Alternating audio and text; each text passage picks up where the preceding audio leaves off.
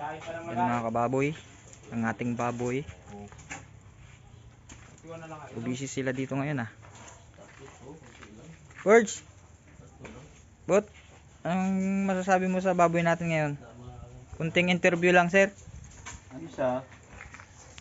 Okay siya. Okay naman. Okay lang siya. Okay lang siya. Hindi siya broken. Hindi siya broken ngayon. Punit lang. Tingin tayo dito sa kabila kung anong mga sitwasyon dito. Ito yung dami palang gwapo dito. Ayan, live na live po tayo ngayon.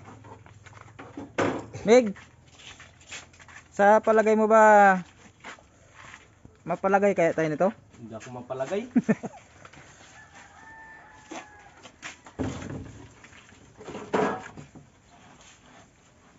Para saan to mga boss, yung plywood natin ngayon? Para sa cabinet mo.